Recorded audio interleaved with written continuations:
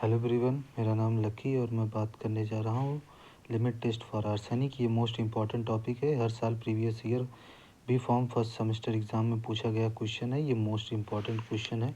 आज हम इसको डिस्कस करेंगे। तो लिमिट टेस्ट फॉर आर्सेनिक का मतलब है कि आर्सेनिक के लिमिट को किसी सबस्टेंस में चेक करते हैं कि आर्सेनिक कितने अमाउंट, कितने मात्रा में किसी सबस्टेंस में प्रेजेंट है। इसको हम इस टेस्ट के ज़रिए चेक करते हैं। तो यह टेस्ट यूज होता है identifying and controlling arsenic impurity in the substance. इसका मतलब है कि यह टेस्ट हम इसलिए करते हैं क्योंकि हम इसमें आइडेंटिफाइंग करते हैं। किसको आइडेंटिफाई करते हैं? आर्सेनिक को, कि आर्सेनिक है कैसा, कैसा दिखता है, कैसा इसका कलर है आर्सेनिक का, ये चेक करते हैं। और इसको कंट्रोल करते हैं। किसको कंट्रोल करते हैं? आर्सेनिक इम्प्योरिटी को किसी सबस्टेंस में जाने से रोकते हैं या कंट्रोल करते हैं, क्योंकि ये आर्सेनिक अनडिज़ायरेबल है और हार्मफुल सबस्टेंस है। क्योंकि आर्सेनिक अनडिज़ायरेबल और हार्मफुल सबस्टेंस है जो ह्यूमन बॉडी में डिफरेंट डिफरेंट टाइप की डिजीज़ को कॉज करता है। और ये प्रेजेंट होता है मेडिसिन सबस्टेंस में। ये कहाँ प्रेजेंट होता है? मेडिसिन सबस्टेंस में। अगर हम बात करें तो प्रिंसिपल की, तो लिमिट टेस्ट ऑफ आर्सेनिक ये किस पर बेस्ड होता है? गटजेट टेस्ट पे बेस होता है। ये बेस किस पे होता है? गटजेट टेस्ट पे बेस होता है। गटजेट टेस्ट ये क्या है? एक तरीके के अपरेटस है। जैसे आपके लेबोरेटरी में कॉनिकल फ्लास्क है, बीकर है, मेजरिंग सिलेंडर है, इसी प्रकार से ये गटजेट टेस्ट जो होता है, ये गटजेट एपरेटस ये गटजेट एपरेटस ये कहाँ होता है? ये आपके लेबोरेटरी में यूज होता है। इसके ज़रिए हम आर्सेनिक को आर्सेनिक की अमाउंट को चेक करते हैं इसी एपरेटस के ज़रिए। ये एपरेटस का बहुत ही महत्वपूर्ण रोल है इस टेस्ट में। लिमिट टेस्ट ऑफ आर्सेनिक में इसका महत्वपूर्ण रोल है। तो प्रिंसिपल जानने से पहले एक बार हम किसकी बात करेंगे? एक बार हम प्रोसीजर को पढ़ेंगे, तभी हमको प्रिंसिपल समझ में आएगा। तो आइए हम पढ़ते हैं सबसे पहले इसके प्रोसीजर को।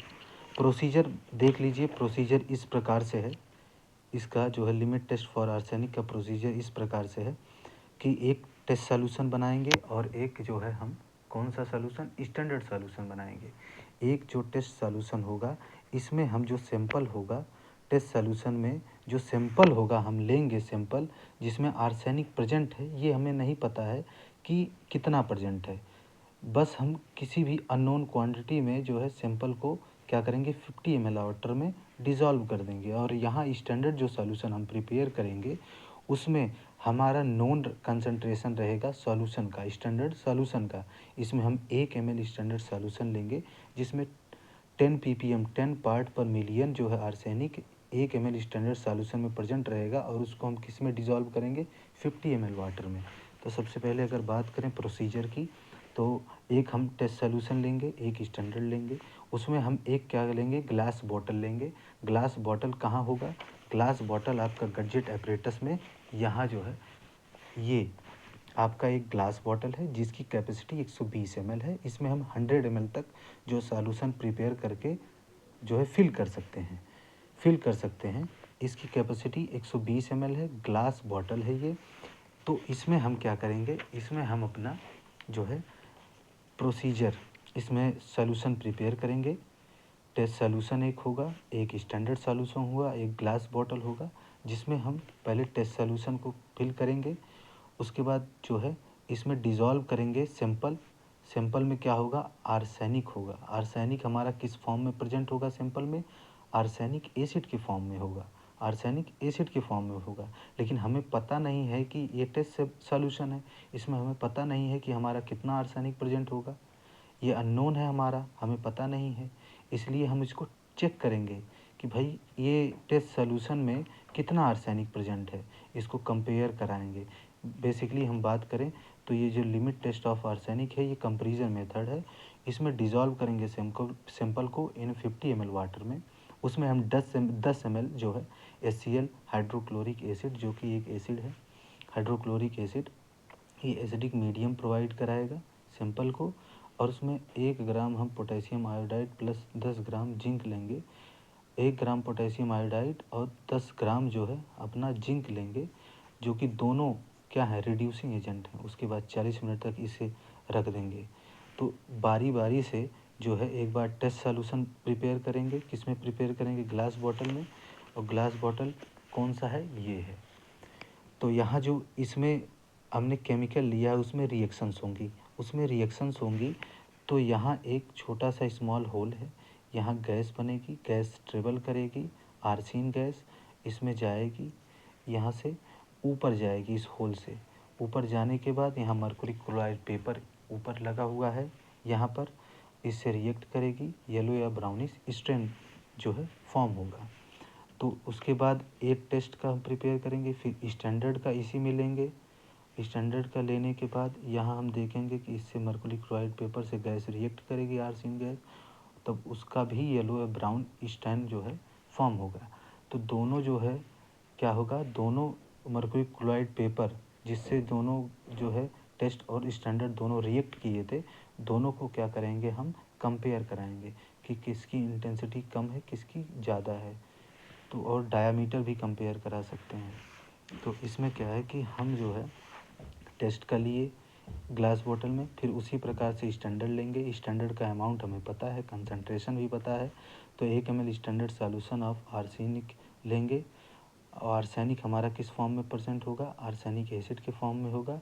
इन 50 ml वाटर में इसे डिजॉल्व करेंगे, 10 ml HCl डालेंगे। दोनों में जो है प्रोसीजर सेम है, बस ऊपर का थोड़ा चेंज है। 1 ml स्टैंडर्ड सॉल्यूशन इसमें लेना है और उसमें डिजॉल्व सैंपल लेना है। तो ये सैंपल का हो गया। टेस्ट में 1 ml स्टैंडर्ड सॉल्यूशन होगा, जिसको हम क्या करेंगे, 50 ml वाटर में डिजॉल्व करेंगे, 10 ml HCl लेंगे, 1 ग्राम पोटेशियम आयोडाइड और 1 जो है 10 ग्राम जिंक लेंगे और 40 मिनट तक इसे वेट करेंगे। दोनों बारी बारी से गडजेट एपरेटस में ये केमिकल रिएक्शंस होंगी। उसके बाद हम दोनों को कंपेयर कराएंगे। तो ये दोनों हम जो सॉल्यूशन प्रिपेयर करेंगे तो इसमें केमिकल रिएक्शंस होंगी आपस में। तो केमिकल रिएक्शंस की हम बात करेंगे कि इसमें जिंक लेंगे प्लस 2 मोल HCl लेंगे, आपस में रिएक्ट करेंगे।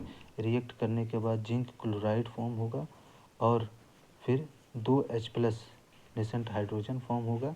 उसके बाद आर्सेनिक जो प्रेजेंट है हमारे दोनों सैंपल्स में, जो आर्सेनिक प्रेजेंट हैं, यहाँ दोनों सॉल्यूशन में आर्सेनिक प्रेजेंट है, वो आर्सेनिक किस फॉर्म में प्रेजेंट होता है, आर्सेनिक एसिड फॉर्म में प्रेजेंट होता है।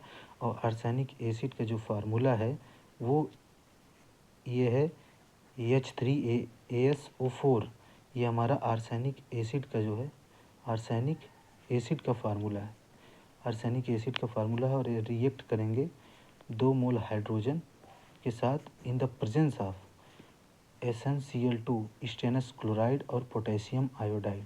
हमने स्टेनस क्लोराइड तो अपने जो है सॉल्यूशन प्रिपेयर करते समय स्टेनस क्लोराइड नहीं लिया था, हमने सिर्फ पोटेशियम आयोडाइड लिया था। ये दोनों ही रिड्यूसिंग एजेंट हैं, चाहे हम एक को ले सकते हैं या पोटेशियम आयोडाइड को हमने सॉल्यूशन प्रिपेयर करते समय लिया था तो हम सिर्फ पोटेशियम आयोडाइड को ही ले सकते हैं और SnCl2 को नहीं ले सकते हैं। अगर ले भी लिया एक साथ तभी कोई दिक्कत नहीं है। तो आर्सेनिक एसिड 2 मोल हाइड्रोजन के साथ रिएक्ट करेगा in the presence of reducing agent potassium iodide. तो हमारा क्या फॉर्म होगा, आर्सेनियस एसिड, जिसका फार्मूला है H3AsO3 और ये है हमारा आर्सेनियस एसिड। आर्सेनियस एसिड हमारा क्या है, आर्सेनियस एसिड। और हमारा क्या फॉर्म होगा, हमारा ये फॉर्म होगा वाटर। ये हमारा क्या फॉर्म होगा, वाटर फॉर्म हो जाएगा। ये हमारा क्या हो जाएगा, वाटर फॉर्म हो जाएगा। अब उसके बाद आर्सेनियस एसिड को हम फार्दर रिएक्ट किससे कराएंगे, आर्सेनियस एसिड को हम फार्दर रिएक्ट किससे कराएंगे, हमारा 3 मोल H+ के साथ। और जो है ये किसके प्रेजेंस में होगा, जिंक और HCl। हमने सॉल्यूशन प्रिपेयर करते समय क्या लिया था, जिंक और HCl लिया था। ये दोनों रिड्यूसिंग एजेंट हैं। ये क्या करेगी, ये आर्सेनियस एसिड है, ये आर्सेनियस एसिड है, ये आर्सेनियस एसिड है, आर्सेनियस एसिड है। ये किस में कन्वर्ट हो जाएगा, ये आर्सेन गैस में कन्वर्ट हो जाएगा और 3 मोल वाटर हमारा यहाँ निकलेगा। ये हमारा आर्सेन गैस ये फॉर्म हो जाएगा। अब यही आर्सेन गैस हमने बताया था कि जब हमने गडजेट एपरेटस की बात की थी, हमने बताया था कि आर्सेन गैस इसी में ट्रेवल करेगी। ट्रेवल करने के बाद यहाँ से ऊपर जाएगी, इस होल से 2 mm का होल है, यहाँ ऊपर जाएगी, मरकुरी क्लोराइड पेपर से रिएक्ट करेगा। रिएक्ट करने के बाद येलो या ब्राउनिश स्ट्रैंड प्रोवाइड होगा, फॉर्म होगा। तो यहाँ आर्सेन गैस की हम फिर से किससे रिएक्शन कराएंगे? आर्सेन गैस की हम किससे रिएक्ट कराएंगे? मरकुरी क्लोराइड पेपर से, जो है मरकुरी क्लोराइड पेपर से हम क्या करेंगे? रिएक्ट कराएंगे in the presence of water या मॉइस्चर या वाटर के प्रेजेंस में ये रिएक्शंस होगा। यहाँ आर्सेन गैस रिएक्ट करेगा, उसके बाद है हमें क्या मिलेगा? ये हमें मिलेगा ब्राउनिश या क्या होगा? येलो स्ट्रेन होगा, ब्राउनिश या येलो स्ट्रेन फॉर्म होगा, और जो है 2 मोल HCl यहाँ फॉर्म होगा। यही हमारा क्या है? येलो स्टैन या ब्राउनिश स्टैन है, ये हमारा फॉर्म हो गया। तो जितना जो ये केमिकल रिएक्शन है, ये पूरा आपको किस में लिखना है? ये पूरा आपको किस में लिखना है? प्रिंसिपल में लिखना है। ये क्या है? प्रिंसिपल में लिखना है। इसी केमिकल रिएक्शन से आपका पूरा प्रिंसिपल जो है कवर हो जाएगा। अगर हम बात करें यहाँ तो देख लीजिए, limit test of arsenic is based on Gutzeit test. ये लिमिट टेस्ट ऑफ आर्सेनिक ये किस पर बेस है? गटजेट टेस्ट पे या गटजेट एपरेटस पे बेस है। इसमें arsenic is present as arsenic acid. यहाँ आर्सेनिक जो किस पे फॉर्म में प्रेजेंट है? आर्सेनिक एसिड की फॉर्म में प्रेजेंट होता है। वो फर्स्ट सबसे पहले वो रिड्यूस किस में होता है? आर्सेनियस एसिड में रिड्यूस होता है बाय द रिड्यूसिंग एजेंट। हमने बताया था कि ये वाली जो है आर्सेनिक, जो हमने यहाँ बताया था कि आर्सेनिक किस फॉर्म में प्रेजेंट होता है? आर्सेनिक एसिड के फॉर्म में प्रेजेंट होता है। जो आर्सेनिक एसिड है वो किससे रिएक्ट करेगा? 2 मोल हाइड्रोजन के साथ रिएक्ट करेगा, और ये किस में कन्वर्ट हो जाएगा? आर्सेनियस एसिड के फॉर्म में प्रेजेंट कन्वर्ट हो जाएगा। आर्सेनियस एसिड के फॉर्म में प्रेजेंट होगा, कन्वर्ट हो जाएगा। यहाँ आर्सेनिक एसिड रिएक्ट करेगा 2 मोल हाइड्रोजन के साथ, और किस में? आर्सेनियस एसिड में होगा, in the presence of potassium iodide अथवा SnCl2 या स्टेनस क्लोराइड के प्रेजेंस में ये रिएक्शन होगा। अगर हमने पोटेशियम आयोडाइड लिया तो कोई दिक्कत नहीं है। तब उसके बाद हम क्या बात करेंगे? यहाँ है arsenious acid by reducing agent like stannous chloride और पोटेशियम आयोडाइड। पोटेशियम आयोडाइड के प्रेजेंस में ये क्या होगा? आर्सेनिक एसिड कन्वर्ट होगा, आर्सेनियस एसिड में कन्वर्ट होगा। फिर क्या होगा कि दो देखिए, the arsenious acid is further reduce by, किससे रिड्यूस होगा?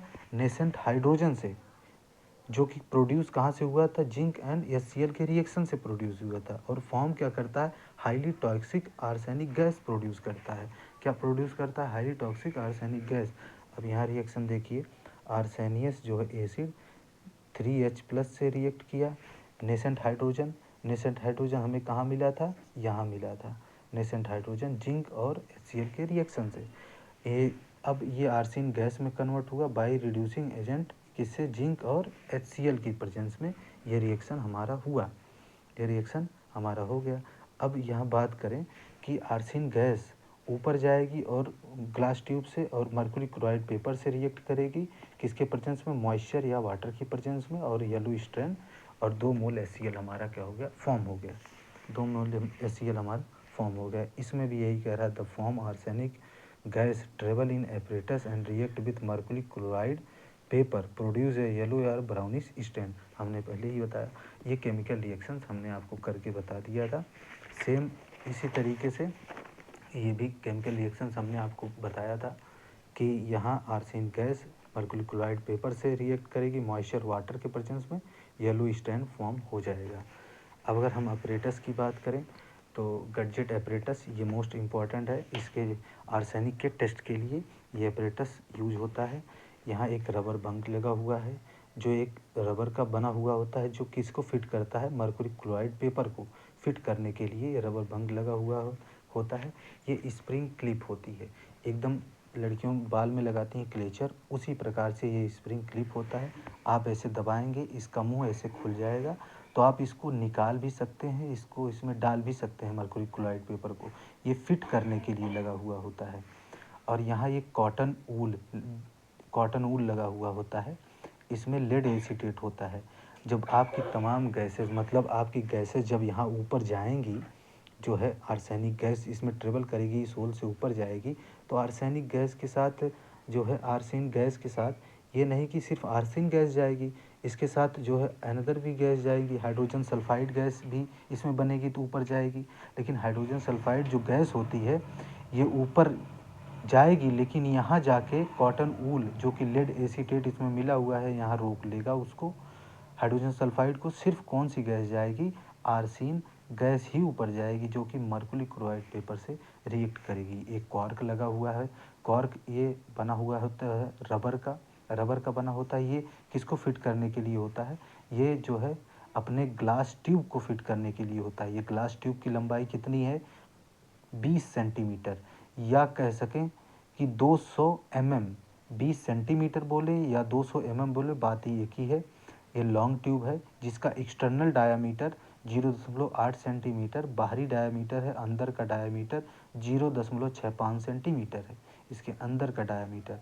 और यहाँ एक ऊपर ये ट्यूब, ये ग्लास ट्यूब है, इसके थोड़ा सा ऊपर एक 200 mm का होल है, 2 mm का होल है, 2 mm का होल है, जिससे ये गैस यहाँ ट्रेवल करने के बाद ट्रेवल करती है, इसमें से जाएगी, ऊपर पास होती है, तब बाद में ये रिएक्ट करती है मर्क्यूरी क्लोराइड पेपर से। और यहाँ नीचे इसके एक छोटा सा होल है, यहाँ नीचे इसके छोटा सा होल है, यहाँ से जो गैस ऊपर से जा रही है वो कंडेंस होगी और लिक्विड फॉर्म में कन्वर्ट होने के बाद ये नीचे 1 mm का होल है, इससे ये क्या करेगी, ग्लास बॉटल में ड्रॉप आउट हो जाएगी, मतलब गिर जाएगी।